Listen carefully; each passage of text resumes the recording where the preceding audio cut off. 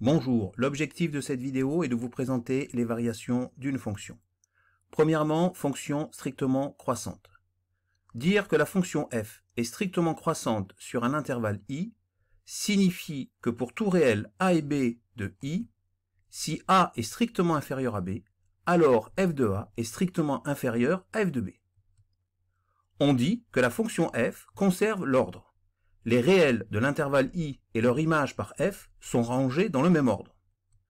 En effet, si on regarde ici le schéma, on a ici une fonction qui est strictement croissante, et on voit bien que si a est strictement inférieur à b, alors on a bien f de a qui est strictement inférieur à f de b.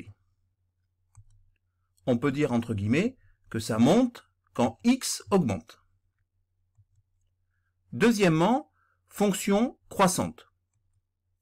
Dire que la fonction f est croissante sur un intervalle i signifie que pour tout réel a et b de i, si a est strictement inférieur à b, alors f de a est inférieur ou égal à f de b. Donc on voit ici la différence, au lieu d'avoir strictement inférieur, on a inférieur ou égal. f de a est inférieur ou égal à f de b. On va voir pourquoi. Premier cas, on est ici dans la situation où a est strictement inférieur à b, et on a bien f de a qui est strictement inférieur à f de b, comme précédemment. Deuxième cas, a est toujours strictement inférieur à b, mais ici on a f de a qui est égal à f de b. Donc on voit ici que l'on a une fonction qui globalement est croissante, mais on a ce palier qui permet d'avoir à un moment donné, pour a qui est strictement inférieur à b, f de a qui est égal à f de b. C'est pour ça qu'on a donc f de a inférieur ou égal à f de b.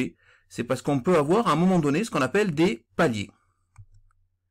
Donc on peut dire ici entre guillemets que ça monte, mais par palier, quand x augmente. C'est la différence entre une fonction qui est strictement croissante et une fonction qui est croissante. Quand la fonction est strictement croissante, il n'y a pas de palier. Troisièmement, fonction strictement décroissante. Dire que la fonction f est strictement décroissante sur un intervalle i signifie que pour tout réel a et b de i, si a est strictement inférieur à b, alors f de a est strictement supérieur à f de b. On dit que la fonction f change l'ordre. Puisqu'ici, je répète, si a est strictement inférieur à b, alors il y a un changement d'ordre, f de a devient strictement supérieur à f de b. Les réels de l'intervalle i et leur image par f sont rangés dans un ordre contraire. On voit ici un schéma où on a une fonction qui est strictement décroissante. On a bien a qui est strictement inférieur à b, et on voit bien que f de a est strictement supérieur à f de b. On peut dire entre guillemets que ça descend quand x augmente. Quatrièmement, fonction décroissante. Dire que la fonction f est décroissante sur un intervalle i signifie que pour tout réel a et b de i, si a est strictement inférieur à b, alors f de a est supérieur ou égal à f de b. Je répète, si a est strictement inférieur à b, alors f de a est supérieur ou égal à f de b. On a ici le premier cas où on voit ici une fonction qui est décroissante, qui globalement est décroissante. On a bien ici a qui est strictement inférieur à b. Donc si a est strictement inférieur à b, on a bien f de a qui est strictement supérieur à f de b. Par contre, dans cette situation-là, on a encore a qui est inférieur à b, mais cette fois, on voit bien que f de a est égal à f de b. Donc on est dans la même situation que précédemment, c'est-à-dire qu'on a une fonction qui globalement est décroissante, mais il y a ici un palier. C'est la différence entre une fonction qui est strictement décroissante, où ça descend mais sans palier, et ici une fonction qui est décroissante, où ça descend, mais il peut y avoir des paliers. On dit, entre guillemets, que ça descend par palier quand x augmente. Remarque, l'étude des variations d'une fonction s'effectue toujours sur un intervalle. Cinquièmement, fonction monotone. dire que f est monotone, entre parenthèses strictement monotone, sur i, signifie que f est soit croissante, entre parenthèses strictement croissante, soit décroissante, entre parenthèses strictement décroissante sur i. Donc quand une fonction, on dit qu'elle est monotone, ça signifie qu'elle est soit croissante ou décroissante. Quand on dit qu'une fonction est strictement monotone, ça sous-entend qu'elle est soit strictement croissante ou qu'elle est strictement décroissante. Sixièmement, fonction constante. Dire qu'une fonction f est constante sur un intervalle i signifie que pour tout réel x appartenant à i, f de x égale k, où k est un réel. On a ce qu'on appelle une fonction constante. Septièmement, exemple. Soit une fonction définie sur R par f de x égale moins 3x plus 5, étudier le sens de variation de f. Alors, soit a et b, deux réels, donc deux réels, tels que a est strictement inférieur à b. De dire que a est strictement inférieur à b, c'est équivalent à écrire que a moins b est donc strictement négatif. Il suffit de faire passer le b dans le membre de gauche, il devient moins b, et donc on a a moins b qui est strictement négatif.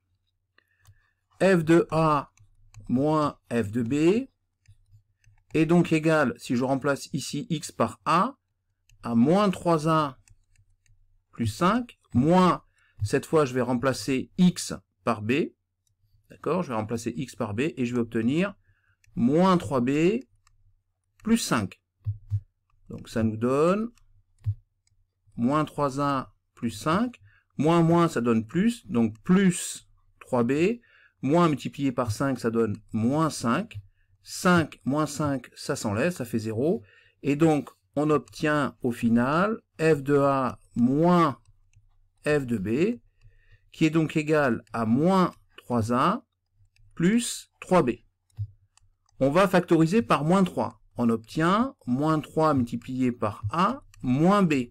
En effet, c'est moins b, puisque moins 3 multiplié par moins b, ça donne bien 3b.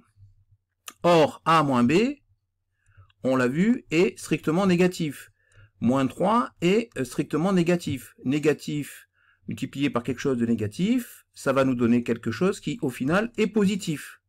On a donc f de a moins f de b, qui est donc strictement positif, ce qui est équivalent, donc ça c'est équivalent à écrire que f de a est donc strictement supérieur à f de b.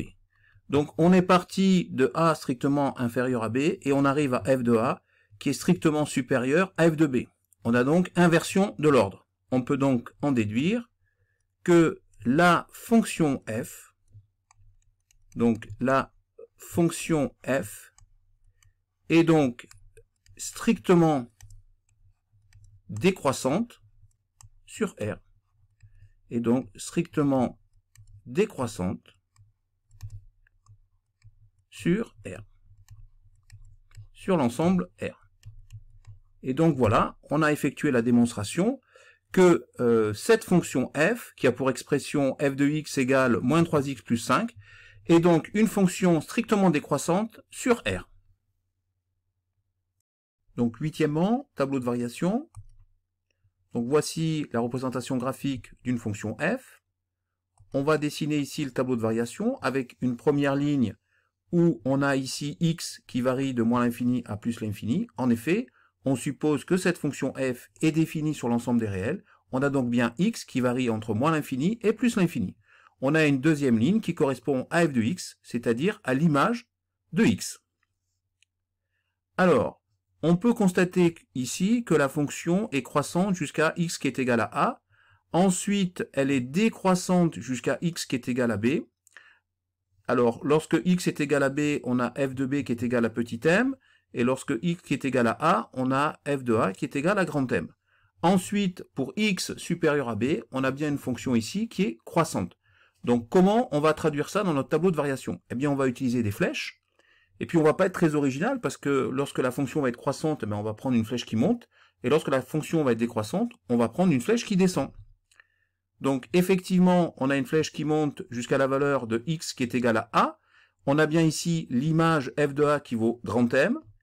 Ensuite, on a une flèche qui descend jusqu'à la valeur de x qui est égale à b. On a f de b qui est égal à petit m. Et ensuite, on a de nouveau notre fonction qui est croissante.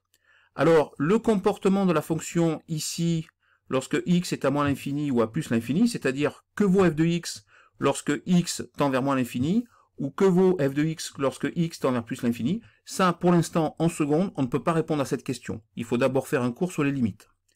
Donc ce n'est pas du programme de seconde. Donc nous, dans le tableau ici, dans les extrémités, c'est-à-dire à l'extrémité à droite ici et à gauche, on ne mettra rien. Alors, neuvièmement, extrémum. On a de nouveau donc cette représentation graphique. Dire que la fonction f admet un maximum en a sur un intervalle i signifie que pour tout réel x appartenant à i, f de x est inférieur ou égal à f de a. On a ici un exemple où on a effectivement grand M qui est égal à f de a. Donc grand M est le maximum de la fonction f, de cette fonction f, sur l'intervalle moins l'infini b crochet fermé, atteint pour x qui est égal à a. Alors, on voit bien qu'en fait, cette notion de maximum ici n'a de sens que par rapport à un intervalle. En effet, ici, on voit bien que si x est égal à c, l'image f de c est supérieure à grand M. Donc, sur un intervalle moins l'infini c crochet fermé, grand M, c'est-à-dire f de a, ne correspond plus au maximum. Donc, je répète que m est le maximum de la fonction f sur l'intervalle moins l'infini b, atteint pour x qui est égal à a. Donc, cette notion de maximum n'a de sens que par rapport à un intervalle. Dire que la fonction f admet un minimum en b sur un intervalle i signifie que pour tout réel x appartenant à i, bien f de x est supérieur ou égal à f de b. Donc, petit m ici est le minimum de la fonction f sur l'intervalle, cette fois a plus l'infini, atteint pour x qui est égal à b. Donc on voit bien là aussi que sur cet intervalle-là, effectivement, eh bien, petit m correspond au minimum de la fonction, mais si j'avais pris un intervalle plus grand, on a ici par exemple des valeurs de x qui ont une image qui est encore plus petite que f de b. Donc on voit bien, encore une fois, que cette notion de minimum n'a de sens que sur un intervalle. Dans notre exemple, petit m est le minimum de la fonction f sur l'intervalle a plus l'infini, a crochet fermé, atteint pour x qui est égal à b. Un extrémum est une valeur extrême qui peut correspondre à un minimum ou à un maximum prise par une valeur sur un intervalle donné. Et bien voilà, c'est la fin de cette vidéo, et je vous dis à bientôt sur la chaîne YouTube Skol Mathématiques.